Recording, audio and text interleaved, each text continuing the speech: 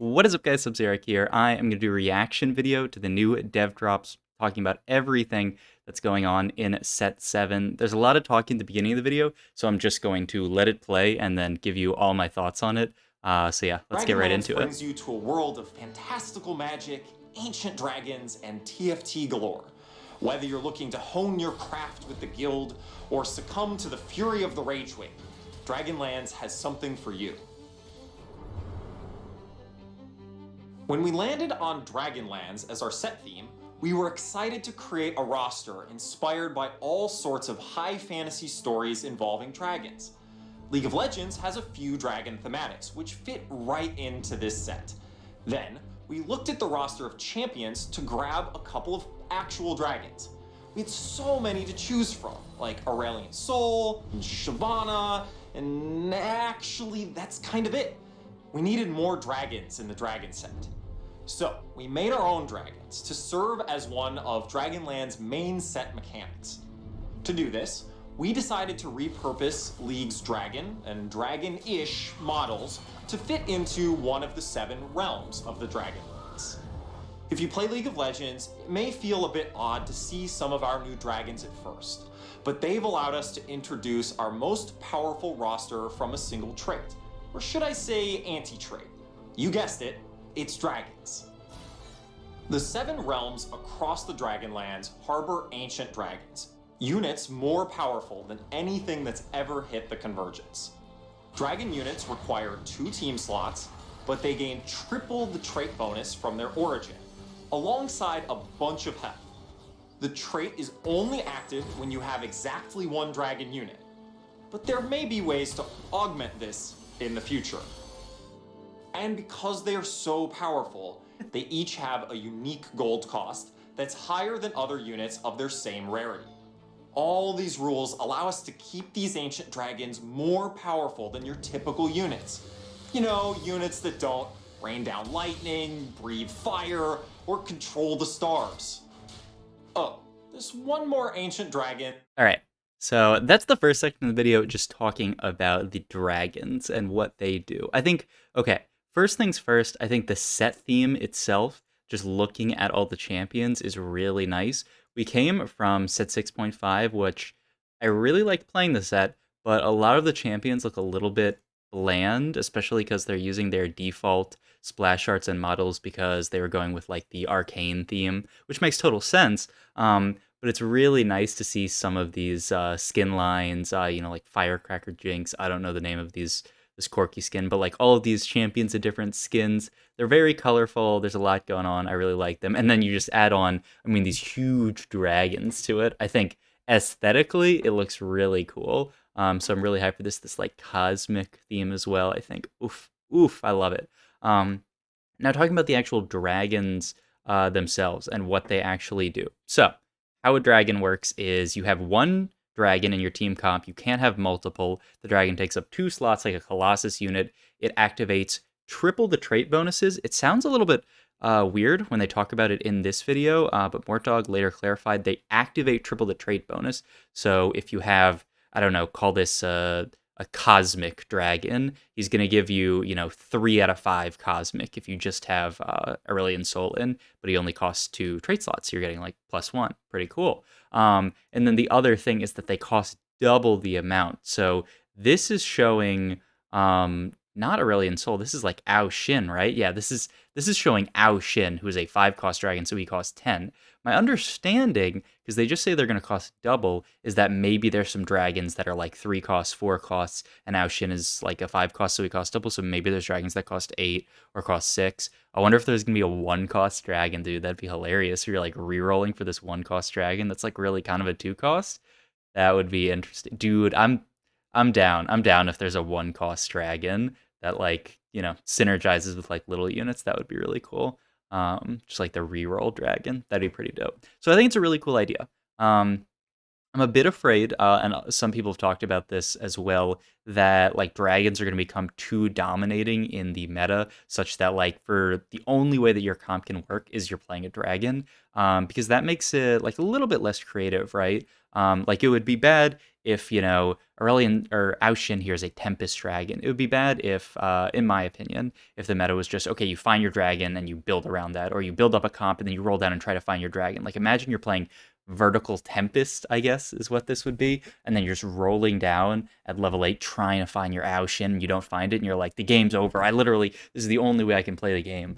So, I do want them to keep to, like allowing flexible comps to happen, allowing you to slot in multiple units so you can roll down. If you don't hit Aushin, but you hit, Shyvana, you can slot Shyvana into your comp. I really hope they do that. But I still like vertical stuff. Vertical stuff should still be in the game. But being able to play flexible, I think, is really fun. But I think the Dragons idea is really hype. I mean, you watch some of these videos of just the dragons fighting, and you're like, holy crap, this is going to be insane. This is going to be like, it's going to make for some really interesting, really explosive fights, and I'm really hyped. There's a fight that might get decided by, some giant Aushin ult here. That would be pretty sick, just like, I don't know what this ability does, but, one-shotting a bunch of units, Shyvana one-shotting the entire enemy team. It seems like it's going to be pretty fun, pretty explosive. So I really like a lot of what they're doing with dragons. It seems really fun, and they probably have to be careful with it, but I have total faith in the TFT dev team, so I think they're going to do a great job with it. All right, let's move on to this next part, which I think is more really cool ancient too. dragon that isn't one of the 7 Too loud, I'm dragons sorry. in the dragon trade. Except they aren't a playable unit at all. That's the Treasure Dragon event. We're still working on the name. Replacing the Raptor's encounter, the Treasure Dragon event gives you a final opportunity to try and finish your comp. Maybe an item component, some extra gold to finally 2-star your dragon, or perhaps other more rare rewards. When it appears, each player is offered their own pile of treasure. Then you have 2 choices. Either take everything you're being offered, or refresh your selection for 1 gold. The challenge is that your selection is all or nothing. If you want some of the content, you've got to take it all, or refresh for an entirely new offering. But at least it's always free. Okay, so that is really interesting. So it replaces raptors. You get this treasure dragon, and basically what it is they give you a pile of stuff that you can get. So it looks like in this one, it's triple giant's belt that you're getting, which would be pretty interesting.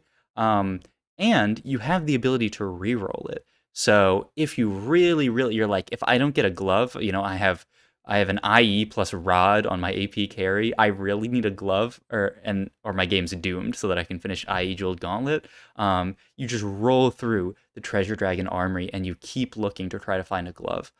In a different example, like say your comp is already good, and you're just rolling trying to find what's best for your comp. You find a few items, you're like, yeah, these are okay. Maybe some gold, you roll it again, you get like a ton of gold, and you're like, okay, give me the gold. My items are already good. I think this is really cool. It's all like actual like player skill here, right? It's all you understanding what these do with your comp. I mean, like the only thing is like you can high roll like, oh, these are the perfect items for my comp. Or like the perfect spot for my comp. I need gold, I'll take this. But like the risk reward of like rolling and losing your previous option but gaining a new option, I think is really, really, really cool. I think this can have huge impacts on your actual game. Like just, oh, sorry. No!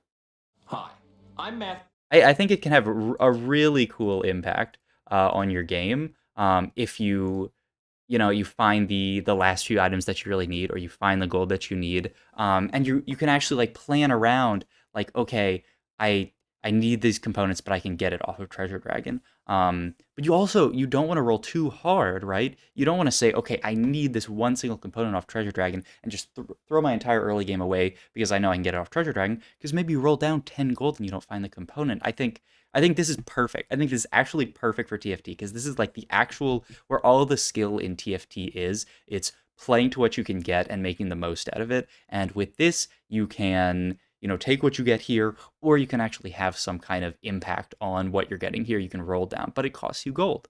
I think it's really cool. And I also think it's really nice for players who like this current set are a little bit like mad about, oh, I got mort dogged on items. I was playing an AD comp and I had good items, but then I got a triple drop from Raptors and it was all AP items and my game was ruined. I mean, you can't complain about that now. It gives you more control over your items, more control over your comp through the fact that you can control your items, which I think is really, really, really cool. So I like this a lot. Okay, I If need you to get want back to where I some of the was. content, you've got to take it all. Yeah, I saw the saltwater Like, rock. Okay, here we go. if you played Gizmos and Gadgets, you were more likely to keep playing it than any other set to date. I think it's a really cool, just like random stat that they throw in, and I think it makes a ton of sense. I think this set is so so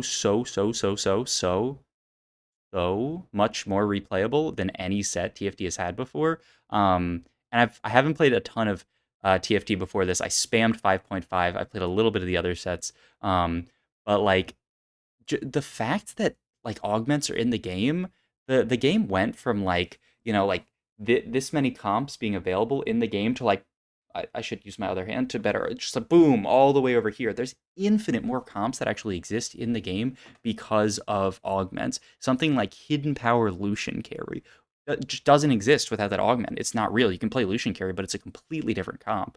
There's so many augments that actually just completely change how your game happens. So I think it's a cool stat, and I think I'm really happy that they're keeping augments in this. You can tell how hyped up I am about this. I think TFT team has been knocking it out of the park recently, and I'm really hyped for set 7. This video like hypes me up so much. Much of the reason behind this is the game-to-game variance that augments create. So, with our next set, augments are back. But instead of a hex core, you'll each have a dragon shrine. Like this. We're also updating the augment arsenal to be better balanced and available at better times for when they are useful. I'm interested. I'm interested in the idea of augments being existing at different times. I think an augment, like where we have it right now at 1.4, it actually makes like a lot of sense to give you some idea. Like, I don't know. I think it's just because it's so like enshrined to how like I've experienced the game over the past 6 and 6.5 that like, dude, what if we had augments at like the end of stage 2 instead of like the middle of stage 3 or like the end of stage 3 or like, what if we didn't have an augment at 1.4? What if we just had it like the middle of stage 2, the end of stage 2, and there was no 1.4 augment? Like, what would that be like? It's pretty cool. I'm very hyped. There's also an augment here that I really want to talk about is Sacrificial Pact. So the way they have it here now, buying XP costs 3 health instead of gold. I don't understand. Okay, like I understand, right? But like some people did the math. If you like could get this augment on 1.4, you could go level 7 and have like 40 something or 50 something HP left. I forget what the exact math is. So like if you got it at the beginning of the game, you could start the game at level 7 by just losing a bunch of HP, but then you're not going to be able to push levels like really late game. You're just going to get your natural XP. That seems so interesting to me, but it also seems like such a free top 4, right? If you can get offered this really early. But if you get offered this at like late game, like say you get offered this at stage 4, like where we have augments right now, it would be terrible, right? You're not going to spend 50 or even more HP. I don't know what the exact number is. You go from 7 to 8 or from 8 to 9. Like, I don't think you can even go from 8 to 9. I think you die or something like that. So, like, it has to be offered either first or second. Is offering it first too OP? Is that, like, something that can't happen? I'm really interested to see, like, how games like this are going to work. But, like, augments like this that completely warp the game, things like this, like, in the current set, we have, like, Hyper Roll augment that warps your game. We have, what they call it, Clear Mind, where you have to play Clear Bench, Clear Mind warps your game. March of Progress, I think are really cool. I think just warping your entire game around an augment is super fun. So I'm really happy to see another augment like that. And I mean, this is like one of the craziest ones yet. So dragonizing augments with new trait-specific choices for the new set, as well as new augments that'll work regardless of what comp you're running. For example, there's Bloodlust, which permanently gives your units 2 attack damage for every unit they kill. And then there's Think Fast, one of our more hectic augments. It gives you free shop refreshes until the end of the round, so you better roll fast. Okay. I really want to, like, that's nuts. That is insane. For a couple of reasons in my head. Okay, first of all, like roll down speed is something that matters in TFT. But I don't think you need to be like a really good roller to get to like master, to get to grandmaster, even like challenger. You can. I'm I'm not that fast of a roller, and I got challenger this set. So like I don't think you need to be a really fast roller to play TFT. However, and also just even with the fact that I am not a fast roller, I am super down to take this augment. One, to just train my rolling, and two, it seems so crazy. You're level 9 here, and you're just rolling down, trying to find like a Victor 3 here. Like you're level 9. Like I'm gonna like sell my entire bench and just roll as fast as I can and grab every single Victor I see and just try to 3-star a Victor here at level 9. Like that would be so insane, so sick. And like, what if you miss, dude? Then your game is like, oh, it's so hard. Because then you're down an entire augment. I think, oh my god, I think it's so cool. It adds another like dimension to the game, right? Never before in TFT are you super concerned when you get an augment about how fast you can roll, right?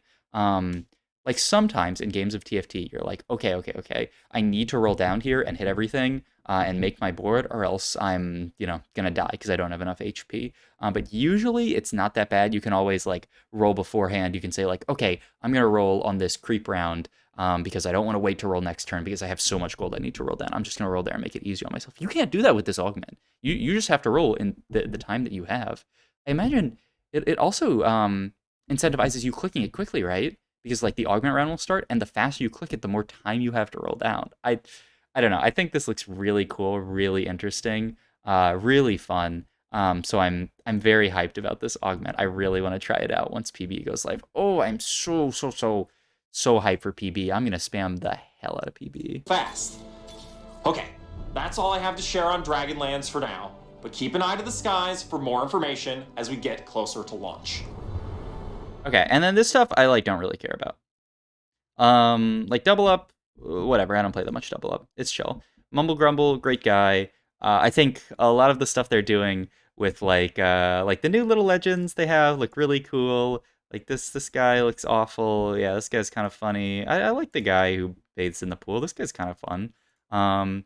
They're making a new like super cool arena, awesome arena, so I'm down. You have to get it out of eggs, so it's gonna be like I'm gonna spend $1,000 on TFT loot. Probably not, but for the people who want to do that, more power to them, I guess. They also have a little legend Yasuo that I think looks pretty lit. So for all the Yasuo mains who play TFT, that is pretty sick. I'm down for that as well. And then there's like a, I don't know, other version of Yasuo. I think they both come with the mastery mode, or maybe just this one. I'm not sure. It really doesn't matter that much to me, honestly.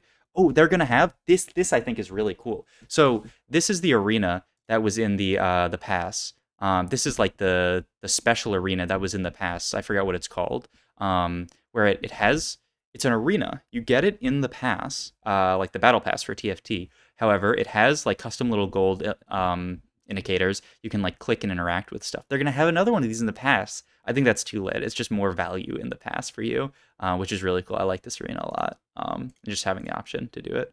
And then this, he says some random stuff. TFT is turning 3, which is I think going to be really cool. But yeah, no other big stuff here. But yeah, I'm sorry, I'm literally peeking out my mic because I'm so animated. I am so hype for set 7. Like I cannot wait to play PvE. If I have my calendar over there on the wall, you can't see it at all because it's out of your space. I have my calendar. I have set 7 PB marked on my calendar. That when set 7 goes live on PB, I am spamming the hell out of that. So yeah. I hope you guys will tune into my Twitch and all my YouTube videos on set 7. I'm gonna try to come up with infinite content on set 7. And I hope you guys will enjoy it. I've really appreciated all the people who've subbed, all the people who've followed, all the people who've given me their Twitch primes on Twitch and all that kind of stuff. Join my Discord, all that stuff.